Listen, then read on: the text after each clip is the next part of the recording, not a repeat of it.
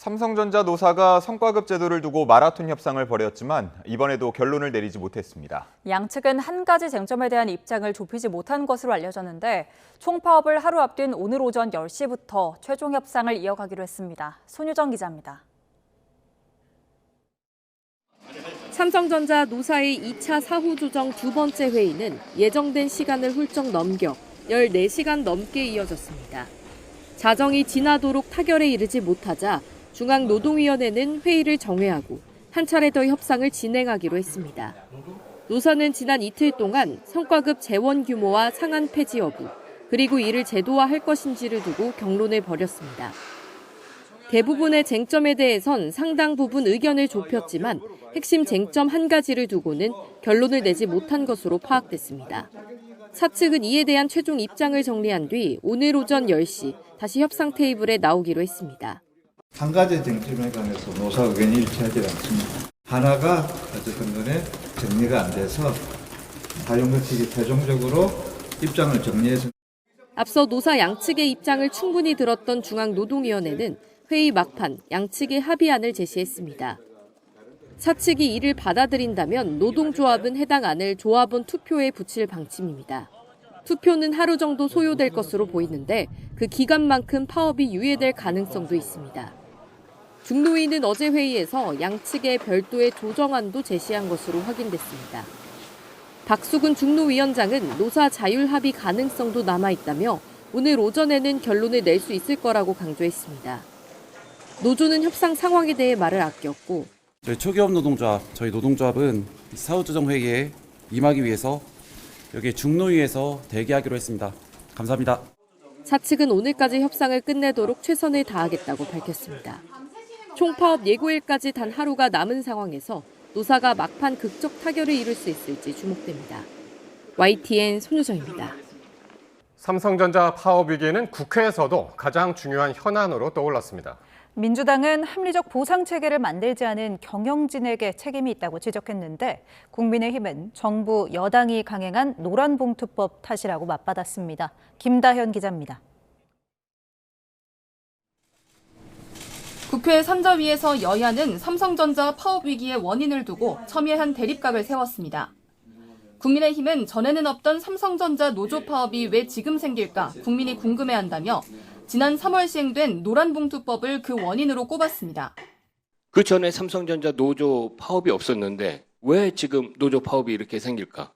노란봉투법 때문에 그런 거지. 반면 민주당은 반도체 특별법 논의 과정에서 노동자 처우, 특히 연구개발 인력에 대한 합리적 배상 체계를 구축하라고 강조했다며 경영진 책임을 지적했습니다. 삼성 경영진은 그런 체계를 구축하지 못하고 지금 현재 상황을 만들어낸 책임이 분명히 있습니다.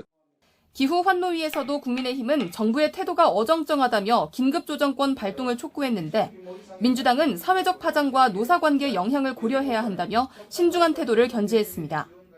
긴급조정권을 포함한 모든 조치를 검토하고 있다 하는 그런 발표를 했어야 돼요. 그런데 어정쩡하게 이것도 아니고 저것도 아닌. 지금은 정부가 교섭과 대화를 온전하게 해서 마무리될 수 있는 방향으로 정부는 노사 상생 방안을 마련하겠다며 대화 노력을 거듭 강조했습니다. 대화를 통해서 문제를 해결하는데 지금 역점을 두고 있기 때문에 조금만 기다려주시면. 장외 공방도 뜨거웠습니다. 민주당은 노란봉투법을 탓하는 건 허위 주장이자 억지 정쟁이라고 거듭 논평으로 날을 세웠고 국민의힘은 악법은 다 만들어 놓고 일 터지면 뒷짐지는 이재명 정부와 민주당이라고 비판했습니다. 반도체 호황기에 찾아온 파업 위기에 국회도 노심초사 상황을 지켜보고 있습니다. 원인 분석은 제각각이지만 파국은 막아야 한다는 절박함에는 여야 모두 공감대를 형성하고 있습니다. YTN 김다현입니다. 미국과 협상이 교착 상태에 빠진 가운데 이란이 호르무즈 해저 인터넷 케이블 사용료를 부과하겠다며 새 협상 카드로 만들려고 시도하고 나섰습니다. 유럽은 테러 단체로 지정한 이란 혁명 수비대의 온라인 선동 단속을 강화하고 있습니다. 런던 조수연 특파원입니다. 이란군은 호르무즈 해협에 대해 완전한 지휘권을 확보했다며 이전 상태로 돌아가지 않을 거라고 주장했습니다. 그러면서 인터넷 통행세라는 새로운 위협을 꺼내들었습니다. 호르무즈 해협을 통과하는 해저 인터넷 광 케이블 사용료를 매기겠다는 겁니다. 특히 미국 기술 기업들의 케이블 이용 비용을 청구할 수 있다고 언급했는데 미국과 걸프국들을 압박하려는 협상 카드로 풀이됩니다. 호르무즈 해협 해저에는 최소 7개의 주요 해저 케이블이 지나가고 있고 일부는 걸프 국가들의 AI 산업과 데이터 센터 운영에 핵심 역할을 합니다. 일부에서는 이란이 소형 잠수함과 공격정을 동원해 직접 해저 케이블을 공격할 가능성도 제기됩니다.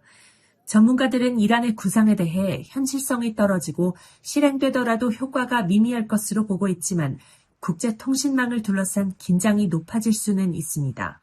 이란에 맞서 유럽연합 EU의 경찰기구 유로폴은 혁명수비대의 온라인 선동 단속에 나섰습니다. 팔로워가 15만 명이 넘는 혁명수비대 X 계정을 차단하고 관련 게시물과 링크 등 14,200건을 삭제했습니다. 이는 EU가 혁명수비대를 테러단체로 공식 지정한 데 따른 조치인데 미국 등 EU 비회원국을 포함해 19개국이 공조했습니다. 순교 서사를 동원한 정치적 메시지, 혁명수비대를 미화하고 전 이란 최고 지도자 알리 하미네이의 폭사의 보복을 촉구하는 AI 생성 영상이 확인된 것으로 전해졌습니다. 종전은 여전히 기약이 없는 상황에서 유럽 당국은 이란 혁명수비대가 SNS를 선전도구로 활용하고 있다고 보고 감시를 강화하고 있습니다. 런던에서 YTN 조수연입니다. 네, 연방준비제도에서 친트럼프 성향으로 꼽혔던 인사가 금리 인하 압박을 이어가는 트럼프 대통령을 우회적으로 비판했습니다. 미국 국채금리는 트럼프의 뜻과는 다르게 연일치 솟고 있는데요. 30년물 금리는 19년 만에 최고치에 도달했습니다. 뉴욕에서 이승윤 특파원입니다. 한때 금리 인하를 지지하며 연방준비제도 내 친트럼프 핵심 인사로 꼽혔던 크리스토퍼 월러 연준 이사. 금리 인하를 압박하는 트럼프 대통령을 우회적으로 비판하며 연준의 정치적 독립성을 강조했습니다. What I don't want to do is go to the staff and say, all right, here's my belief on what I think the interest rate path is, plug it in and then some justify it. 또 연준은 만약의 사태에 대비해 규모를 유지해야 하고 정치적 비판에서 연준을 지켜내야 한다고 강조했습니다. 트럼프 대통령의 이란 전쟁으로 미국 부동산 경기가 침체된 가운데 월러 이사는 통화 정책과 연동되는 부동산 시장의 중요성을 강조했습니다. Then you have to kind of think, so like the housing one, well, what's one of the main mechanisms for monetary policy? Interest rates and housing. 월러 이사가 강조한 주택담보대출 금리와 직결되는 미 국채 30년물 금리는 고유가에 따른 인플레이션으로 19년 만에 최고로 치솟았습니다.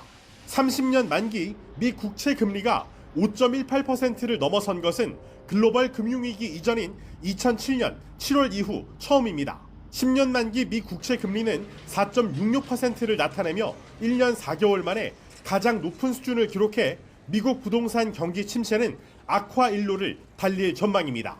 트럼프 대통령이 금리 인하를 기대하며 밀고 있는 케빈 워시 차기 미 연방준비제도 의장이 오는 22일 취임을 앞둔 가운데 경제 전문가들은 연준이 연내 금리 인상에 나설 가능성이 있다고 보고 있습니다.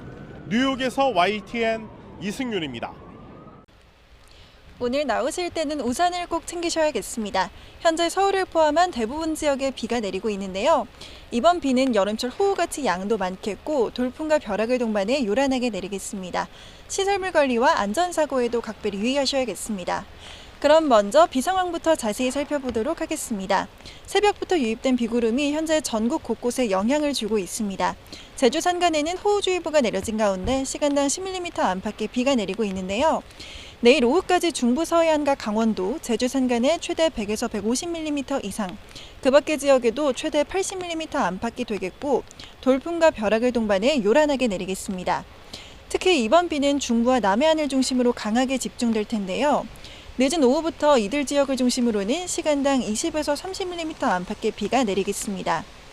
지역별 현재 기온도 살펴보겠습니다. 이 시각 서울의 기온이 20.2도, 대구 14.9도 등 아침 기온은 어제와 비슷하게 출발하고 있습니다.